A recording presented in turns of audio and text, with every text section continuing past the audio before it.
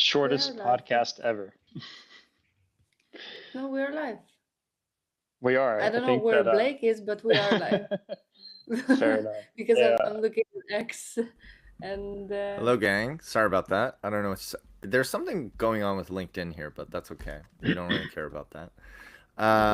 Okay, so we're live now. I'm gonna repost this. If you're listening, give us a few minutes, as usual, as we do every week. We're just gonna spend the first couple minutes sharing this in the group chats, letting the folks know what we're up to, and then we'll get started. So give us a few minutes, and we'll get moving. Boom, boom, boom. All right. Dun, dun, dun.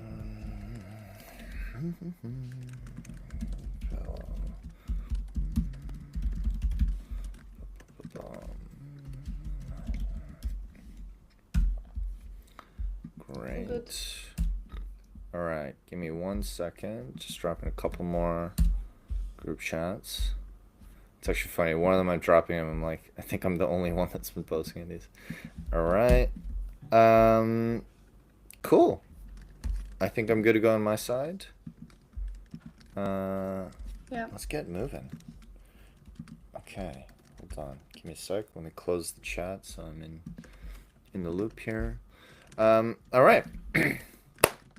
Welcome, everyone. And a Happy New Year. We're back. Happy New We're Year. so back. The market's starting to come together. Seems like regulation may be coming, at least for the Americans. It's a bullish time. But anyways, this is Chain Reactions. This is our weekly live stream brought to you by Myosin.xyz, where we talk to leaders, co-founders, and overall, awesome people from around crypto, Web3, to talk about the future of the on-chain economy. And so really excited to have Pontus here, who, he's a Myosin member, but also he's been doing a lot of really cool stuff within the crypto world. I'll let him talk about his background shortly, but really excited because I think today we're going to talk a lot about AI agents, X402, the implications that has for founders and especially marketers within the space. So with all that being said, I'll shut up now, but welcome, Pontus. How you doing? I'm doing well. Thanks for having me. This feels long overdue. It's great to Long see overdue. those beautiful faces. It's good. Agreed. It's good. And I think now is the perfect timing because X402 is all over my timeline, basis all over my timeline, and I think all want to know what the hell is this? What are we doing with it? What are the opportunities for marketers and devs and whatnot? And but just sort of stepping back a little bit, would love to learn more about your story, how you came into Web3, and what are you doing now in this space? For sure. So been around for a minute. I think my journey in Web3 started back in like 2016, 2017. As one does, ended up talking with a bunch of friends about cryptography, and that led down the path of Bitcoin, and finally discovered Ethereum, and was like, oh, the like idea of smart contracts is like way more exciting to me than digital gold was at the time. And then being the university student I like got a bunch of made a bunch of friends, started like a student organization through that, and then went on and kind of lived my life for a couple of years.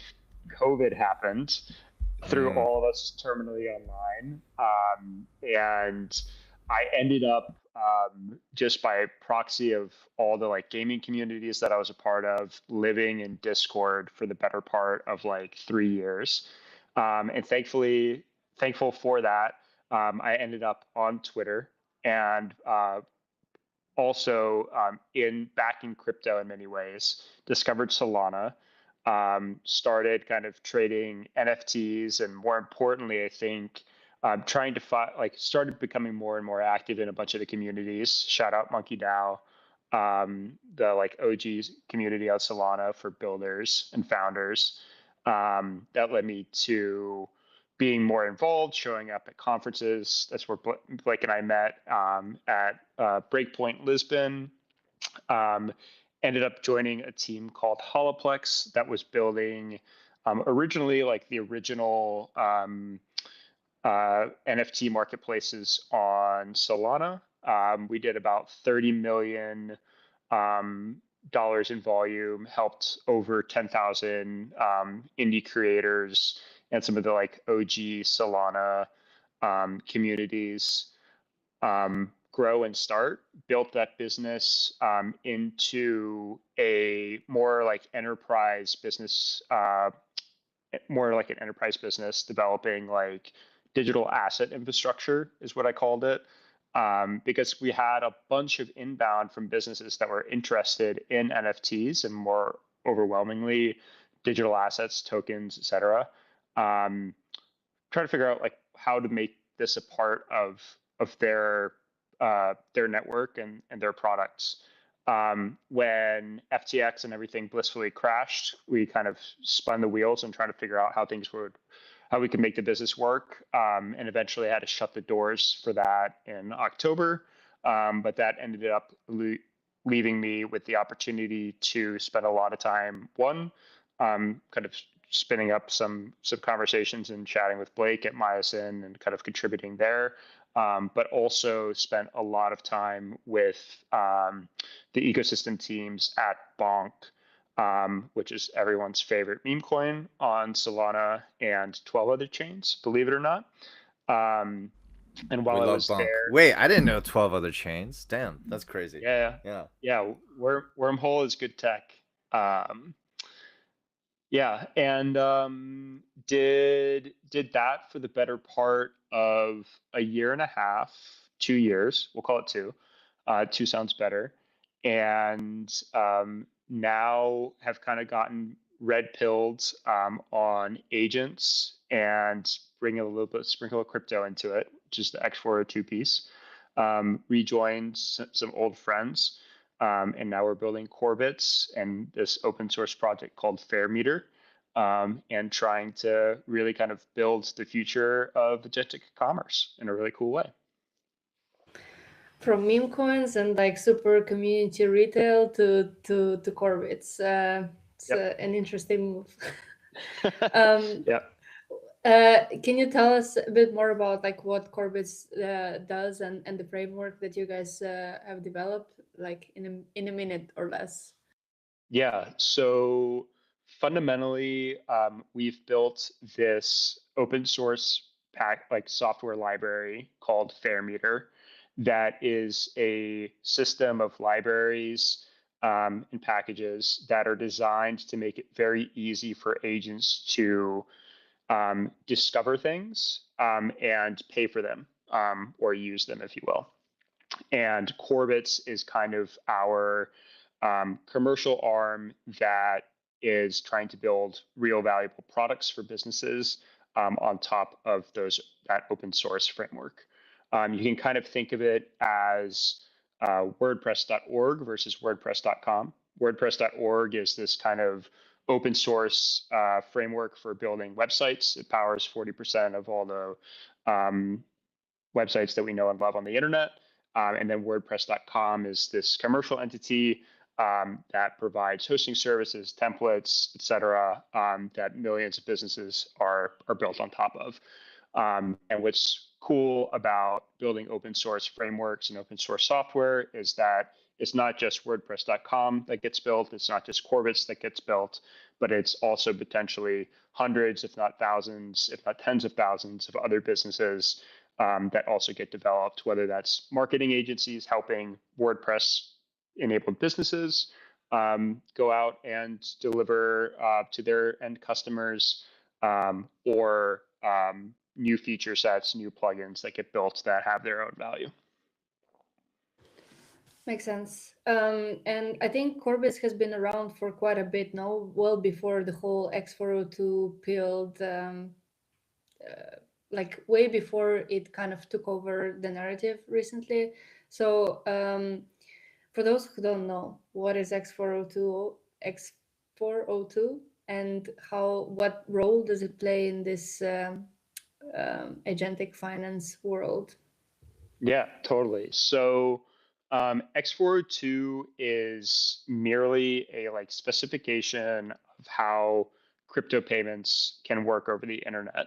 And so if you step back in time actually to like the late 80s, whenever they were kind of laying the original foundation, I think we've all kind of heard about HTTP 404, which is when you go to a website and it doesn't show anything. H402 was a status code that was reserved for payments.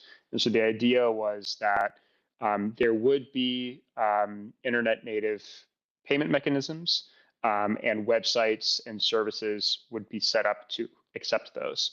And they would do so by taking advantage of this status code. So when you go to a website and you request a service or request information, you would send a 402 or you would send a request. The server would send back, hey, 402, there's a payment that's required here. Please provide payment before we can provide you those services. And so X402, which Coinbase put out in May last year, really is just kind of a definition of how cryptocurrencies and more like, I guess, tangibly stable coins can be used over 402 to pay for things. And so that enables a lot of really interesting use cases and behaviors online that we've been kind of knocking at the door at, I think, as tech forward industries in general, but now feel way closer and way more timely than they ever have, especially given the rise of agents in general. And you mentioned, Coinbase and Base, but you also mentioned that you've been deep down the Solana ecosystem world. So is Corbits more focused on Solana then, or is it Base focused? Yeah, I think it's a great question. Frankly, like Fairmeter, which is the framework, doesn't care, and X402 also doesn't care, right? The reason why, like, the history lesson here is like Coinbase built the original X402 reference implementation using Base and USDC as an example of how these payments can work. But the reality is like the specification for X402 can work with any token and any network. We obviously have a lot of experience with our kind of development history and our network on Solana. And so the Coinbase team originally reached out to us in April of last year, asking us if we could kind of contribute to X402 and add support for Solana as another kind of example of how these payments could work. And that ask we took on happily. We love kind of contributing to open source projects, of which X402 is one, and also framing it within the context of Solana. And so we built we built Fairmeter as a way, or in order to do that, because we felt that there was kind of a need for a fresh framework for doing X402 payments. The implementation that Coinbase put out, we felt was a little limited at the time, and it's evolved a lot since then. But because of that, it kind of, I think, appears that we've picked Solana as like our chariot. And like, yes, maybe that's intentional because it's where our network is, it's what we're familiar with, and it's what, and certainly like how we think about problems in crypto first. But Corbits ultimately tries to be agnostic as a commercial entity about what chains it is that we work with, and what tokens it is that we work with. Fairmeter as a open source framework certainly is. There's like nothing hard coded about like what token to use or what network to use in that set of libraries. And as far as like Corbits is concerned, we work with plenty of other networks. We're really close with the Base Foundation. We're close with Polygon. We're close with Monad. And we've kind of the very first PR to Fairmeter that was done outside of like the ABK Labs team or the Corbits team was by the Scale Network engineer team. Scale. Yeah. So that like maybe is a very roundabout way of, or like a political way of answering that question. We love Solana. We intend to keep building on it. But much like X402, we think that there will be many competing standards. There will be many competing networks, and there will be many competing tokens that agents use to get things done. So with that in mind, I'd love to chime in here. Like, I think, I don't know. I guess it depends on like who's listening, right? Like, I think generally our audience is pretty crypto native, but I will say like I've met a lot of people who listen who don't know much about it at all, right? But would love to have you kind of walk us through like the simplest X402 flow end to end, and then I think what I'm most curious about right now is like adoption, I guess, because I think personally, like, I think a lot of people, at least like for people like us in our industry who go to conferences and you talk to people who work in crypto, and a lot of people have been talking about agents for a long time. um it doesn't feel like we're quite there yet, personally, at least. Like, I think people are starting to get there and all these things, but I've been looking around and I have yet to find someone who's like, oh, I'll give you my money, or I'll give this agent my money, and they're gonna just deploy these funds and make me more money. Like, there are a couple, but none that have like really. And by the way, as far as I understand, that's not even the main use case necessarily. So we'd love to kind of hear from your perspective. Um, like, number one, like a basic user flow of like what's the most common use case you'd see, and like how you think adoption has been going really lately. Yeah, so let's get the straightforward question out of the way, which is like, what does the user flow look like? It's frankly everything that, like, if you've been using crypto before, what you're used to. You go to a website, there's some kind of pop-up that says, "Hey, you need to pay using traditionally like stable coins to access this site or this service." You click accept, the money goes out of your wallet, you pay for the service, and you're off to the races.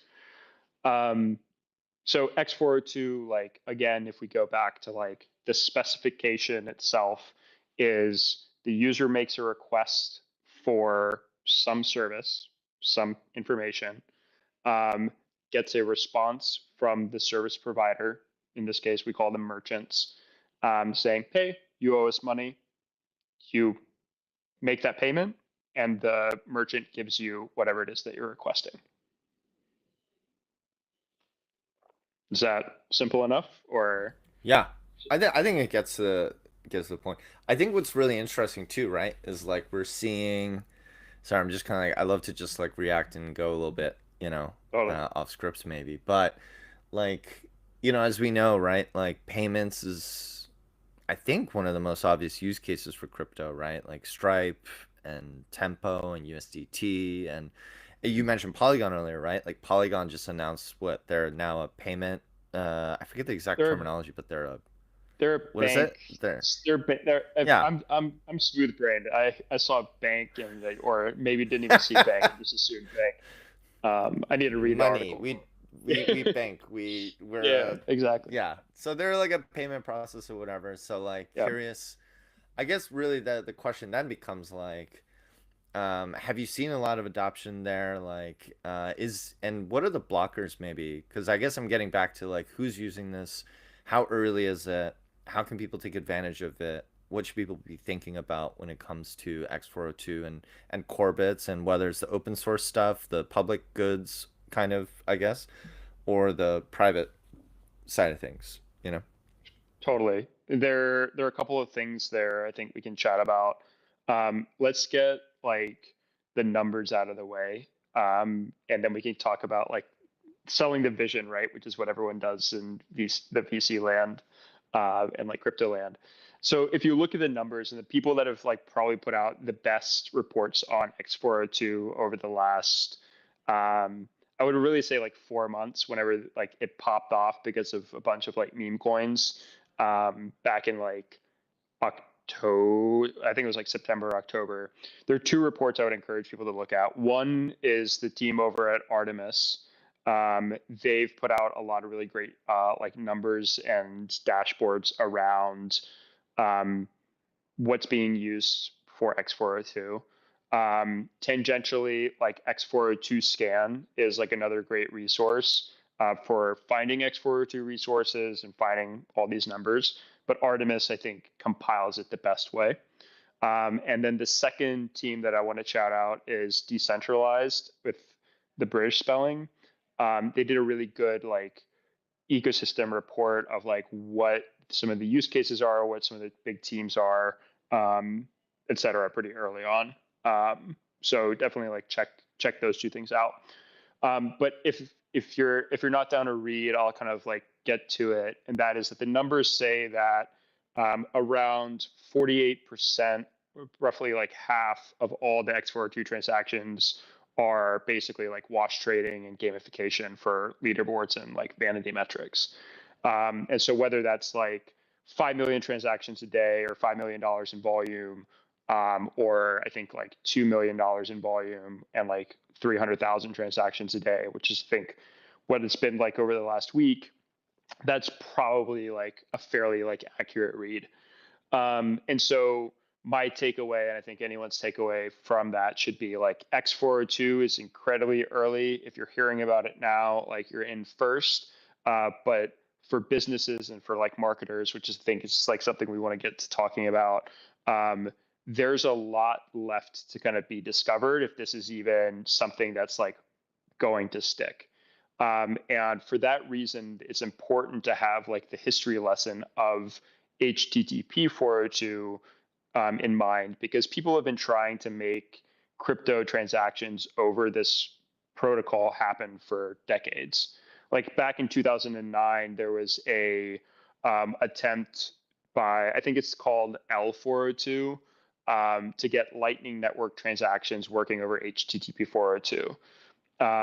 And that never really took off. And I think like we talk a lot like as founders and in like the startup world about like timing is like, it's one thing to have the idea, but like timing has to be right.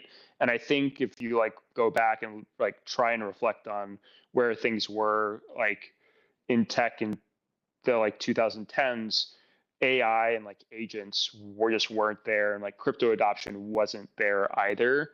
The difference now is like crypto, like the infrastructure for crypto has changed very dramatically. It is now possible to build million, if not billion-dollar companies almost like seemingly overnight because fundamentally the rails exist. And two, we're also like at this moment where people are starting to use agents much more voraciously for just about everything, whether you're a developer or whether you're someone in BD or marketing. And so fundamentally, like what we're seeing is, or what we're trying to like figure out, I think, not just like within X402, but just like as a tech industry, is like what role do agents play? And in order for agents to play different roles, they need to have access to different tools. They need to have, and when I say access to tools, tools aren't free, right? Like you guys pay for Canva, you pay for Riverside, you pay for like Adobe Premiere. Those all cost money. And that's because those things are valuable and provide some kind of like ability for you to create economic output for the organizations that you're a part of. Similarly, like the tools that agents use aren't free. I mean, if you ask ChatGPT a question now, it consumes tokens. Well, if you have a subscription, you know that those tokens cost money, right? And so it stands to reason that the tools that agents will like end up using will also cost money. And if we like bring that back to X402, like one of the things you kind of often see paraded around is like this idea of microtransactions. And this is like one of the saving graces of crypto is like you can make microtransactions happen. And so this idea of like sub-cent, cent costed access to different things now is possible, which then makes them compelling for agents to consume at a moment's notice. So we've talked like a little bit about what the like actual use is, what maybe like the vision is, and also touched, I think, on like what's really interesting about this isn't necessarily the like human use case that I explained before of like going to a website, getting a prompt from your wallet to pay for something, and accessing a New York Times like article that would traditionally be behind like a subscription, but rather an agent maybe going and requesting those things and being able to pay for them. Something I'm thinking about right now, or sorry, and then Polina, I'll throw it over to you, is I feel like at least over the holidays, like everything's popping off about like everyone's freaking out about like Claude Code, right? Yep. And so I'm just thinking, and like now Claude Code does co-work, so it's not only coding, it's just like your life, right? And I'm sure that'll only become more prevalent. You know, ironically, they use Claude Code to code Claude Code co-work, which is like this fucking, you know, it's confusing. You know, like the levels, it gets a lot. But I guess my point here is like I'm curious, like, do you think, like, I guess how do the big players like Claude, ChatGPT, Grok, how do you think they'll eventually integrate, or potentially, like, what's the best case, right? Like, maybe they will, maybe they won't, but like, how do you think, getting a bit speculative, I guess, but like thought experiment of like, how do you think they would participate? Because I guess it's like if you create valuable tools that leverage X402, you know, your Claude Code would say, oh, I want to use this, you know, whatever the thing is, but would they have to use X402, or how would that work? I'm just thinking out loud. Yeah. Yeah. It's a great question. And I think maybe to like the detriment of all the like X402 stands, I might like it might sound like I'm throwing them under the bus, but like the thing to remember is that X402 is just like a payment specification, like it's just a standard for how these payments happen. And if there's anything that like we've learned from the dawn of the internet is that standards will always like there will always be competing standards, right? My favorite XKCD of all time is the one of not Johnny Drop Tables, but the 13 competing standards. It's like why are we using all these standards? Like let's go make another one. And it's like now there are 14 competing standards. Let's make a standard for the standards. Yeah. Exactly. And so like if you're currently building in X4 like with X402, I think it'd be very valuable for you as a business or you as a project to take a step back and ask yourself how many of my eggs are in this basket for X402. Like if X402 doesn't take off for whatever reason, like am I still going to be able to have a business built around this? And this is like one of the things that we like asked ourselves when we started going down the rabbit hole of X402. And one of the like intentional decisions we made with FairMeter. FairMeter isn't just a framework for X402, it's a framework for agentic commerce. And what that means is that like if you decide that you don't want to use X402's definition of how a like payment should work between agents, you can just pick another one, right? And so you guys aren't, just to answer your own question, you guys aren't putting all your eggs in that one basket. Like X402 is certainly like, you know, a buzzword, and it's a potential standard. But what I'm hearing is with FairMeter and maybe Corbits, you guys are diversifying your bets, which is smart. I think it's a very good move potentially. Yeah. I mean, Corbits, like the products we build with Corbits are all built on top of FairMeter, and like maybe it's inappropriate for like us to use them interchangeably, but like we try. It's kind of like Foundation Labs, maybe. Is that a good parallel or separate, different? Yeah, right. I talked earlier about like WordPress.org versus Yeah. WordPress.com. Like the crypto equivalent is like Labs versus Foundation, right? Solana Foundation has this mission to like continue like the work on the Solana blockchain, decentralizing it, helping teams, et cetera, build with Solana. Similarly, like we want to help teams for sure build and contribute to Fairmeter in their own ways. And then Solana Labs is a somewhat like commercial entity that builds products to monetize and to, like build real businesses on or real businesses and like other foundations and other products on top of Solana, right? Similarly, like we have Corbits. Um, and so like going back to the question, it's like we Fairmeter, like what's interesting for us is agentic commerce. And I think right now, like the lens that X402 has provided us to look at agentic commerce is certainly like one of the like more interesting ones in our book, and also one of the ones that's like closest to home. We are a crypto native team. We have been like building and contributing and like working with some of the biggest teams in crypto for the last like 10 years. But we've also seen like open source software be built over the last 3 decades. I mean, we have like one of our co-founders has software on Mars. We've seen standards wars happen on everything from like cellular to like the internet to like anything else you can think of. And so for us, like the approach was we think agentic commerce is coming and is the future. We think X402 is a lens of, or is a way that payments could potentially work in this scenario.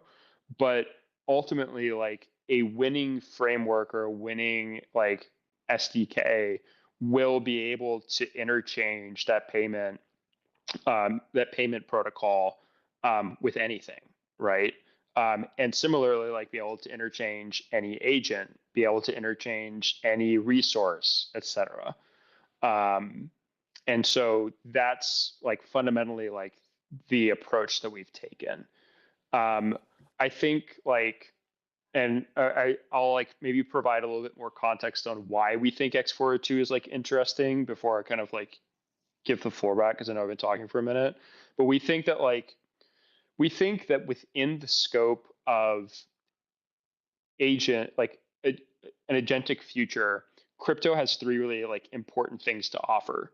One is this idea of microtransactions, because the reality is like the world doesn't feel like it can operate on $5 minimums that like Stripe requires you as a business to operate on. Two, it's illegal for an agent to have access to your bank account by default, which means that they can't have credit cards, they can't have checking, they can't have savings accounts. And that's just a proxy of like the financial and like the traditional financial and like legal systems just don't know what an agent is. They ask for social security numbers and they're like, what the fuck, right? I mean, just a quick note on that, not to interrupt, right? But like, as we Yeah. know, like Clarity Act in the U.S. is starting to come to fruition. As far as I understand, there's not even a single mention of agentic commerce. Like they're still trying to figure out how to regulate crypto, let alone Right. the intersection of AI and crypto. They're not even close to that. So that'll probably take another 5 years. Yep. Who knows, right? So yeah, great point. Back to you. Yeah. Yeah. And then on top of that, like, so if that part's a blocker, then like giving a wallet to an agent and like funding it is infinitely like easier than trying to like fix the regulatory environment as it is. So with crypto, we've now been able to like solve the minimum transaction requirement. We've been able to give agents access to a wallet so that they can pay for things.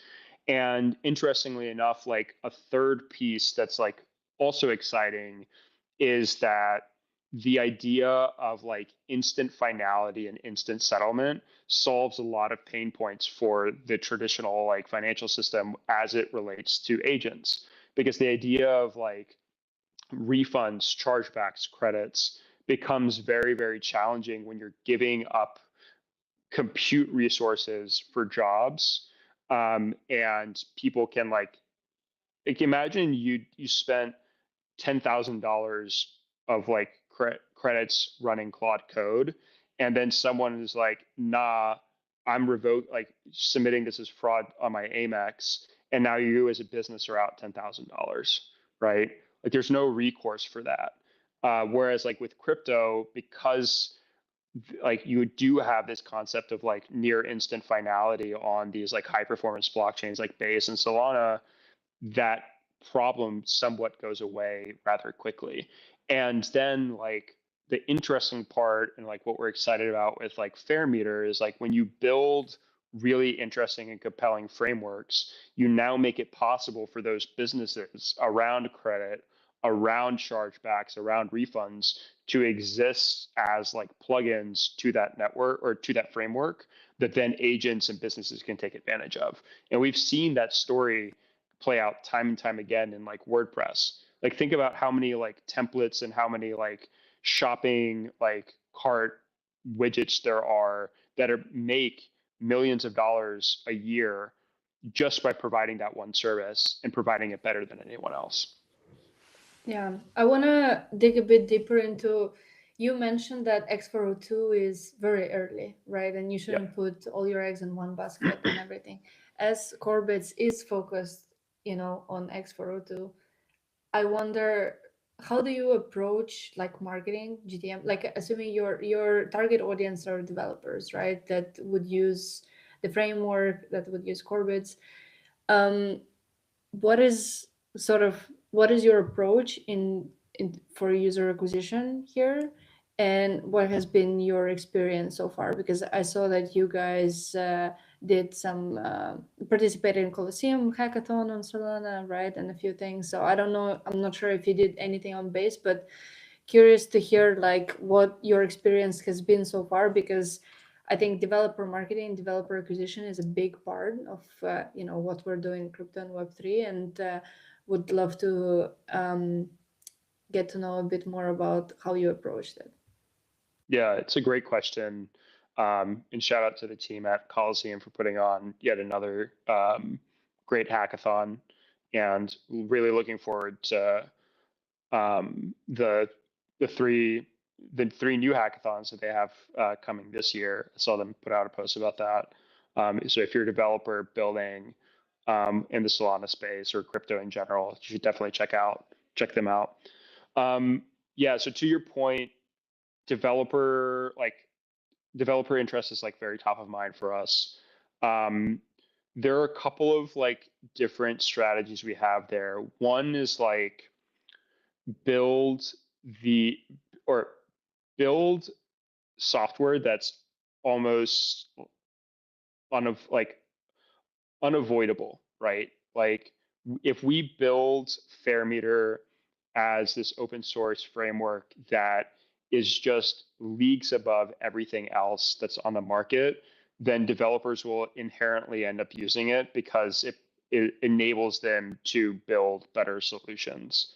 And we think that we know that the Fairmeter client is like the best tool for agent builders to use, period, especially if you're like interested in X402. The challenge for us here is, and what we have is like very top of mind for this year, is from like the Fairmeter side to build more libraries and build more packages that are like compelling for developers to use.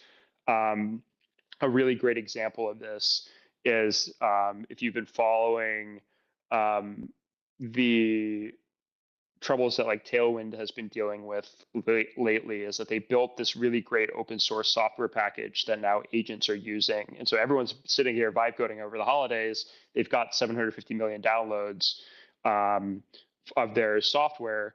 And like that's the distribution and that's like now the standard for how people building websites are using it. We want Fairmeter to be the same thing, that the same kind of tool that developers reach for when they want to build something with their agents.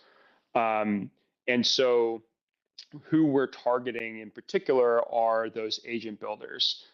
Whether it's someone building like agent swarms on chain, or someone building SocialFi, or someone just trying to like integrate some LLM via like a chatbot interface or otherwise into their application. Fundamentally, that's the target audience, and the pitch is like Fairmeter and Corbits allow your agents, allow your LLMs to discover better than any other option on the market, and also make it infinitely easier to take action on whatever it is that you end up discovering. And so for Corbits, what we're focusing on really is kind of building so we announced a product in December, and I'm happy to like also share today for the first time on this podcast and just on the internet that we're starting to onboard folks to the beta for our API deployment tool. So what this means is like any merchant, for one, that has a unique resource that agents might want to consume or use can now, in like a minute or less, deploy that tool and have it be X402 compatible across Solana, across Base, across Monad, and across Polygon. And for us, what we kind of see this enabling is increasing the supply of X402 resources in a really compelling way. And then what we hope to build over the next like months is rather quickly the packages that can increase the demand side, which are the agents that are consuming these resources. So like go-to-market strategy for us is very much like build the simplest tools to reduce friction as much as possible for both merchants and for agent builders. I think so. To sort of step into that, this sounds to me like, building resources and building great tools is amazing and it's the baseline, but we're at square one with builders having amazing product but no one to use them because they don't have the attention, right? So you need kind of both. So obviously you seem to have the product thing figured out and mapped out, and I'm curious to know like what is your approach to getting that attention, to actually getting the devs to see that this is like a no-brainer solution for them.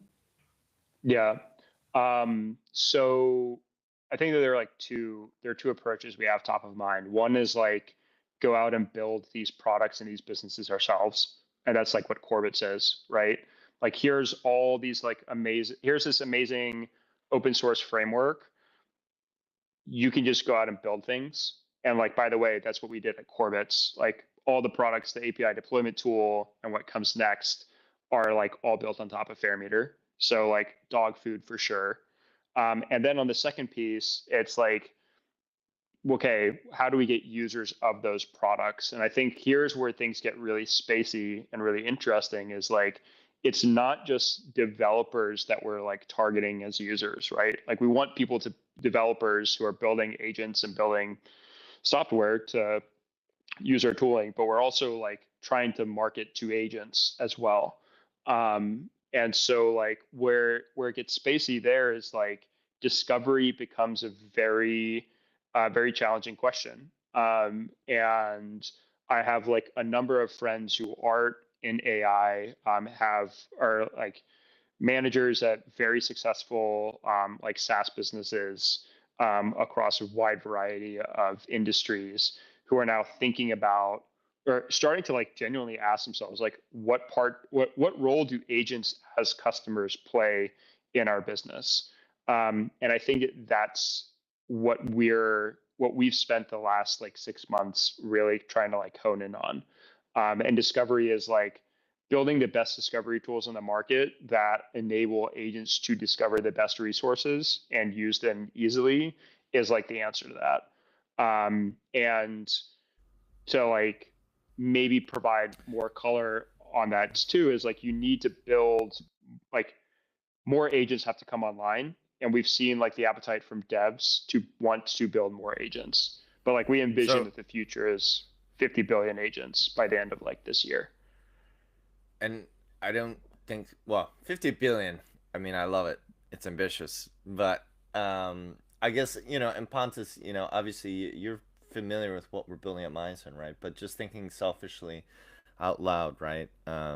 If you ever go to our, for anyone who's listening, right? Like I think Myosin, we've been doing a lot of things, but you know, as a global marketing network, whatever, we've been building out an AI product called HiveMind. It is basically like a crypto marketing agent in many forms, right? That's trained on the expertise of our members, like Pontus and Polina here, and many others. But I guess like to bring it to life, Pontus, like how is that marketplace there yet? How does it work? Because I think for us, like what I think about with HiveMind is obviously the more access it has to more data sources, the access it has to more tooling that it can deploy. Like the way I'm conceiving of it, at least from our side, is HiveMind will become kind of like the Myosin powered AI, you know, ChatGPT that's way smarter because it's trained on actual use cases and playbooks. But to execute on those playbooks and case studies, it has to have access to various tools and marketplaces and whatever else it is. So curious to hear how you guys are thinking about that, whether it's Fairmeet or Corbits, whatever else. Yeah. Yeah. So this is where the energy we have for Corbits is kind of all focused around. So the tool that we've kind of announced, the one-click deploy, makes it so that the tools that agents and like applications like HiveMind have access to become nearly frictionless to deploy. So now, like whether you're a team with like real or with like a real like a real API service, take Nansen as like an example, whose APIs we've been proxying for the past 6 months with their team. They provide on-chain information about hundreds of thousands of wallets, tokens, etc. It becomes very easy for them to plug in and deploy that, which by nature grows the available tool set for agents like HiveMind. But what's really interesting and what we're hoping like hits like virality and like network effects is that this tool also allows someone who's not technical to deploy their services. So like a really great example about this is like if you are able to like build a prompt, like a prompt or like a service that is hyper specialized and provides very unique capabilities, whether that's like HiveMind creating marketing, or whether that's like someone like Kabuto King, right? We've seen this guy on Twitter, him like creating a very like specialized like resource for the internet to consume everything about Kabutos, right? Like for anyone who's not aware, this guy has just been, and Pontus, correct me if I'm wrong, but I'm assuming we're talking about the guy who's been buying up the entire market on Pokemon cards for Kabuto, 100%. which is like a fossil Pokemon. Amazing, legendary, because he's just like jacking up the price. Yeah. Like very specialized. Yeah. And his works, like, by the way, on his side. Good for him. 100%. But like someone who seemingly has like no technical expertise to offer, but has domain experience to offer, can now use our tool to make that of like their knowledge and their tool available to agents and charge for it. And so like now what ends up happening, like the way that we see it, is that when an agent like HiveMind that is specialized in like delivering like market insights, personas, campaign planning, et cetera, to crypto native businesses, needs to pull in and use more context or like additional tools because the end user wants those things, or the agent wants those things to like add context and add more value. it can go out and pay for those and do that, right? And that like future is like what we're working towards, right? Is like the discovery mechanism. And our first step at like solving that problem was very like targeted at making the process of deploying a resource as simple as possible. Our next trick will be making those resources, because there'll be hundreds of thousands, if not millions of them, as easy to discover as possible, whether that's through MCP, like specialized MCP, or agent to agent interactions, right? So you could imagine like there being a Corbits MCP service that is targeted at crypto marketing or like forget Corbits. Myosin could, in theory, build an MCP service that is hyper focused on this and then serve that using Corbits. So now anyone that wants access to this marketing MCP service can now spend real money to access it in real time, right? Like things get very spacey very quickly because it's not just humans providing services or just businesses providing services, but it's also agents providing services and resources. And we should double click on that, right? Because I think that, for myself, and I think Polina and all of us and anyone who's listening, right? Like there's that's the massive implication. And I think people don't, personally, I don't think people grasp the gravity of that, which is as we move towards this agentic future. Because let's be honest, right? AI is not getting worse. It's only getting better and better, and it's only getting smarter and smarter. And there is a future where, the hypothesis that we have, at least for Hive Mind and whatever else, right? Like in AI in general, is like Claude, ChatGPT, Grok, Manus, whatever the LLM is, right? Like in an AI powered world, public data is infinitely, the value of data goes to zero. Private data is more valuable, right? Because that's stuff you can actually monetize and hold for yourself.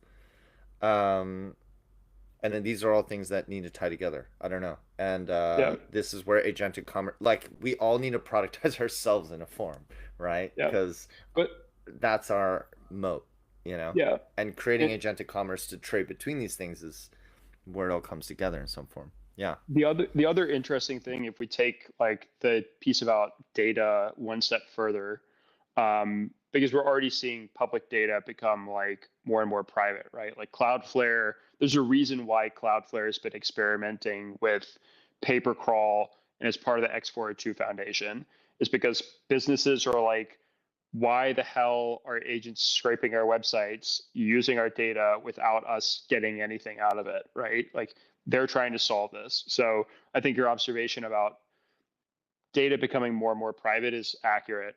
I think the other thing, like the next step to that, is that what's really exciting and like where agents and humans can still play a part is that expertise becomes even more valuable, right? If you have if the access to data is universal and everyone has access to it, what really becomes exciting is like why is it that your experience with that data is different from someone else and valuable, right? Like why is it that a researcher who spent 20 years looking at like all the pricing models in the world for Bitcoin, why do I value his experience and like of this public data more so than anyone else?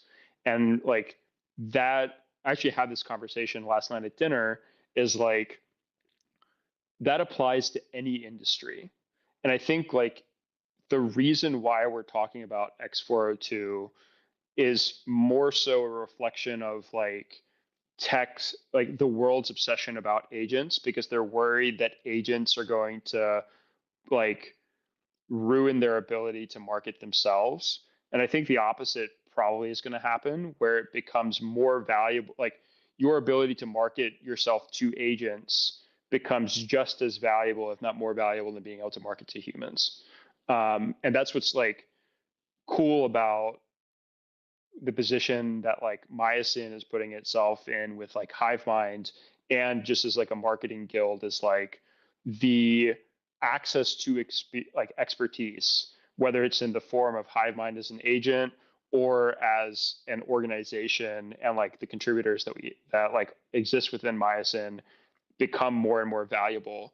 And like maybe they surface themselves as like X402 endpoints, who knows? But there's still like value to be had there and value to be distributed to humans and agents alike. All coming. Brilliant summary. I do have to be conscious of time, unfortunately. We are coming up at the end of the hour here. But I guess before we move on to rapid fire questions, I guess I would just kind of give you the space and say, what are the things you're most excited about for 2026 with agentic commerce, with Fairmeter, with Corbits? Like, what's coming up? What's exciting for you, and is there anything people should be expecting or keeping an eye out for, maybe? Yeah. Yeah. So the obvious one is the one-click deploy tool that we've talked about. I'm personally excited because I think once people recognize that they can plug their own like ChatGPT, their own Claude keys into that tool and add their own like secret sauce, and then go out and market that resource to agents, this thing becomes like goes parabolic. And like that's like our litmus test for, is this a good product? Is, can anyone take their like Claude keys, add their magic to it, and then serve that as a resource overall? We're also really excited to start exploring new payment mechanisms or new payment schemas for agents. We've currently been working in the world of like exact payments. So this idea that like an agent requests a resource, that resource costs 10 cents, you pay 10 cents, you get access to it. But if there's anything we know, like that's not how the world works. There are subscriptions, there are like credit models, etc. We're actively working and like should have it out probably by like the end of this month, a new scheme that enables subscriptions and like all the traditional like payment mechanisms. So that'll be a fun way to like play around with things. We're working on discovery, so within the lens of like MCP and agents as well. We're also excited to be like partnering with more and more teams in the agent space, within the SaaS tooling space, and within AI in general over the coming months. And I think like ultimately, like if I just like go to 30,000 feet, I think people are going to have more and more agents, not less. I think we're going to have more agents doing things constantly for us. And this, I think a lot of people on Twitter have talked about this idea of like everyone's becoming orchestrators. I think that's like a very nice like mental image. And I think that's very like real. And what I hope happens is that as people are orchestrating, they're buying themselves more time to sit down and think more like esoterically about the problems that either their businesses, their customers, or like society is facing. And maybe we have like more interesting solutions for that.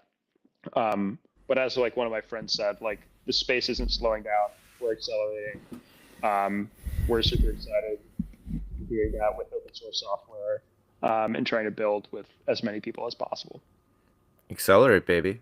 And dude, send some of that documentation to our dev team. I mean, I would love to see how we can integrate some of that in the coming months, because we are about to turn on subscriptions for Hivemind in the coming next 1 or 2 months. So stay tuned. Yep. Okay, we should jump to rapid fire questions. We are over. I got to run another thing in a sec, but this is important. So we have 4 questions as per usual. Pauline, you want to kick it off? We'll go back and forth and round it out. Yes. Yeah. So the first one is the most underrated marketing tactic in Web3 right now. Charge real dollars. I think everyone's like, everyone's obsessed with trying to like pay for like get charged for payment in their like native or whatever their token is. Like forget that. USDC, Tether, like whatever it is, like the dollar wins. That's the beauty of crypto. I think People that's the want dollars. first. Some That's the stability. first. You're right. That's the first time we've ever heard that. I like it. Most overrated marketing tactic in crypto Web3 right now. Tokens. They're very fun, don't get me wrong, but I think like I love this. I always tell teams not to launch tokens, and it's because I think that they see it as an opportunity to like get people involved, etc. But like ultimately, what it ends up doing is like you're launching another product. You will spend the next 6 months just working on token stuff, and it's just like not worth it. C point one, just use USDC, use tokens, or use stable coins. Fair point. I love it. Pontus is like, give me money, not tokens. Just give me USDC with agentic commerce. Yeah, and like on that point, there are. I think I saw a chart like literally yesterday. There are like over 30 stable coins on Solana right now that are all fighting for market dominance. The state of Wyoming has its own stable coin.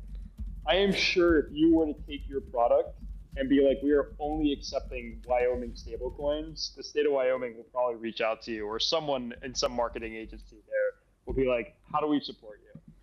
I don't know, give it a shot. And if that doesn't work, pivot to the next stablecoin. At the end of the day, they're all just SPL tokens, like whatever. Yeah. All right, that was number 2. What's number 3?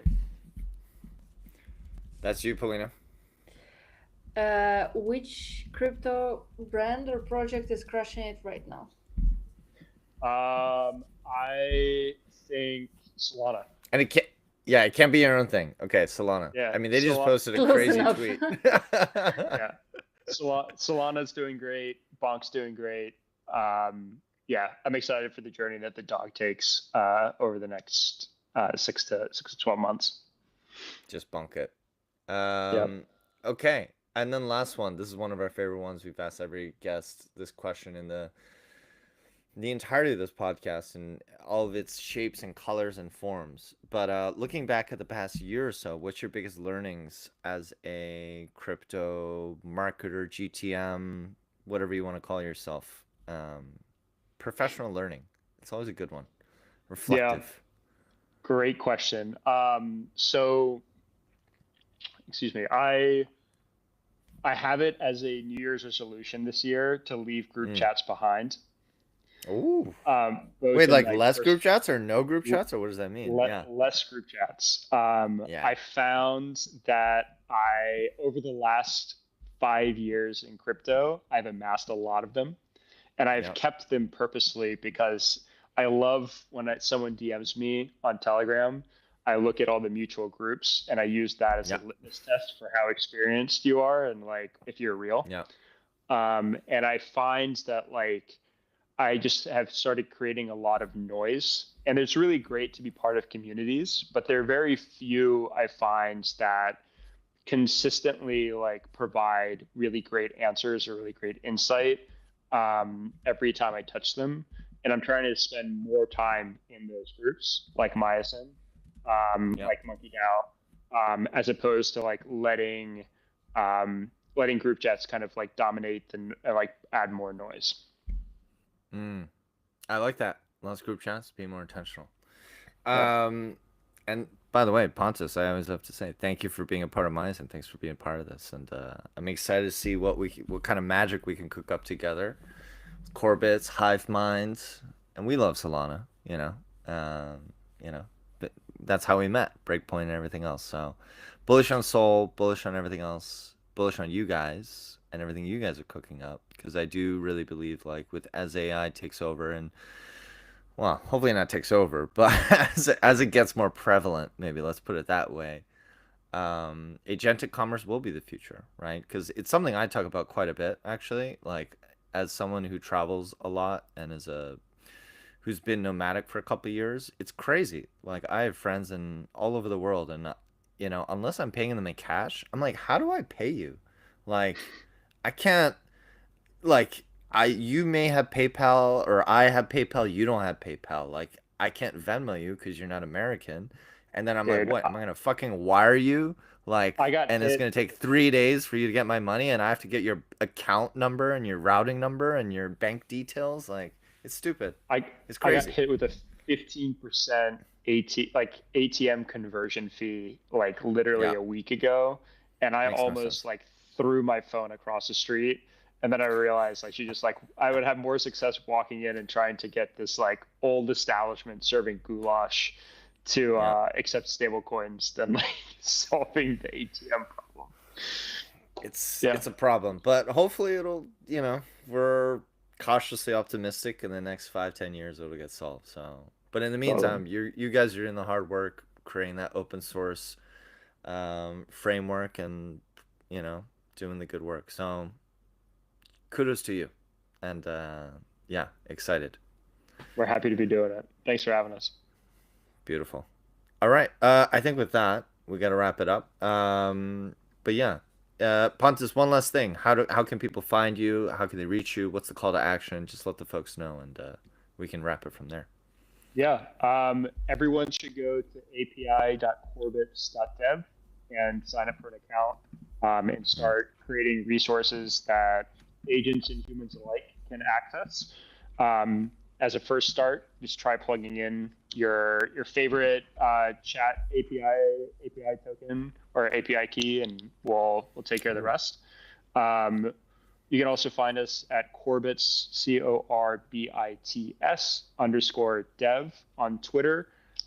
My personal one is at Classic Scuba on both Twitter and Telegram. And then we'll actually be at Mountain Down this year. So if you're in Salt Lake City building on Solana or other chains, come hang out on the mountain, and we'll be there and happy to chat everything about agents, AI, vibe coding, Claude coding, everything in Rock between. on. It's all coming. Everything in between. The agentic world is fast approaching, so prepare. And Yeah. this guy's gonna be a part of it. All right, folks. With that, we got to wrap it up. We are over time. But thank you so much, Pontus, for coming on. Excited for what's coming next, and we'll see everyone else online. And tune in next week. We have a really fun, some Bitcoin folks coming on next week. So we'll talk about that later. So yeah, Yeah. thanks so much. Thank All All you. right. right. Cheers, everyone. Ciao, Ciao. ciao. Cheers. Ciao, ciao.